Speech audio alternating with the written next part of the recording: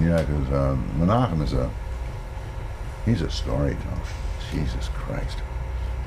I mean, he'll mesmerize you in 3 minutes. Really? Yeah, he's got that kind of.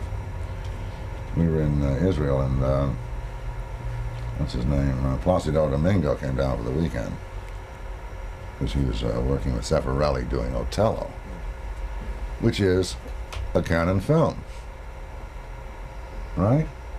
And I said, Menahem. He said, well, you got to make some quality things too, you know. He says, it won't make any money probably, but he says, at least I think you know, and it's, which he's absolutely right. So he says, you're coming to dinner with us. Okay, so about 10 or 15 people went to dinner. So in about 5 minutes after food is served, Menachem's talking to Placido about a modern Pinocchio he's going to do. Electronic Pinocchio. And he says, he points to me, he says, you'll be Giuseppe. I said, yeah, right. Because, you know, he cast everybody at the table.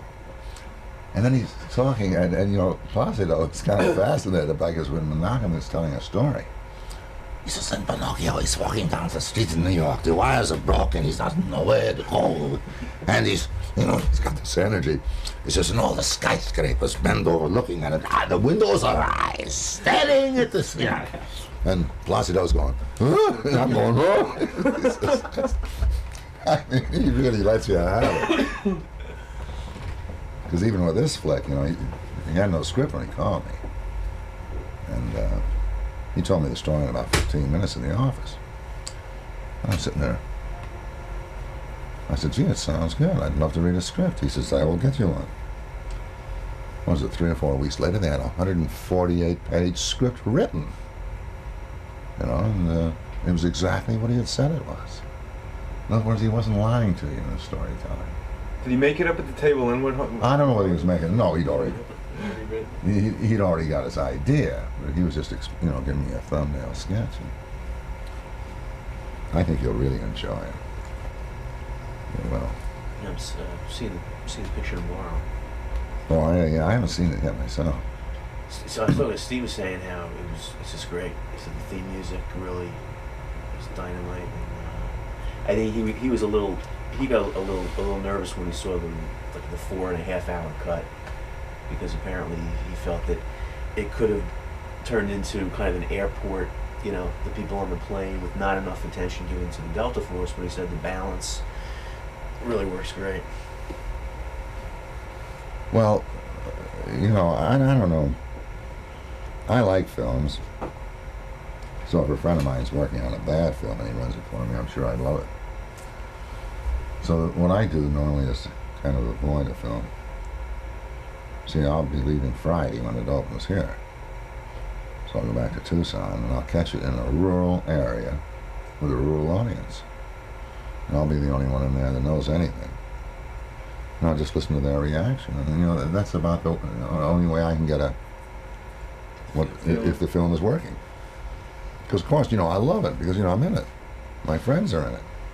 I remember the days. Oh, that was the day when the thing. Oh, you should have. Oh, it's not on film. Oh well. You know what I mean? Because where the slate begins and ends is only maybe 10 or 15 minutes a day, and the rest of the time is yours and the things that happen and occur. So that you remember a lot of that. So as I say, I'm not very objective, and normally I watch the other actors in the film anyway because I pretty well know what I look like. Bill Clothier and his wife lived in Arizona. Who? Clothier. Is he? Clothiers, yeah. Where? They're somewhere outside Tucson, I believe. Is it Tucson? They lived in Studio City up until a couple of years ago. I met them about 5 years ago out there. You're amazing when it comes to details of where the person lives, you know, too. Because I was corresponding with him for a while. His wife is a sweetheart. Funny little thing about DONOVAN'S REEF. We were doing that big thing with all the, you know, the canoes coming in when I make my landing with Mike Mazurki trying to let me up, poo and all that. And so we rehearsed it in the afternoon and then do it the next morning. But in the afternoon, I guess I'd had a few drinks or something. And he always came over, he always smelling my breath. check on the beer or something. And they'd say, and get those goddamn canoes back. I want them here at 6 o'clock. I said, you know, you had them working all afternoon, Jack. You better go over and pat them on the back or they ain't going to show up tomorrow if you know anything about Hawaiians, which he does. He said, what? And everybody went, oh, Jesus. I said, no, I'm telling you, you better do it. So he went over and he talked to all the canoers. Jesus, they all showed up and he patted them on the back. And boy, the next morning they were just right there. And so one afternoon after we made the landing, I don't know what we had to do, but we didn't do it. So they had a fish net with some shells hanging in it that the clothier was going to shoot through for some sequence. And Ford looked through the camera. He says, God, Jesus, Bill. I'm like, what?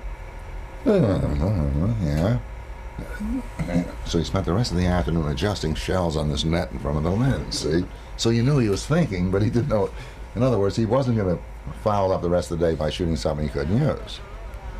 So he's giving clothier a composition lesson with some shells and a net. And you say, that takes a lot of guts. Plus a lot of authority to be able to do it and stall it, because clothier knows what he's doing. He's worked with them.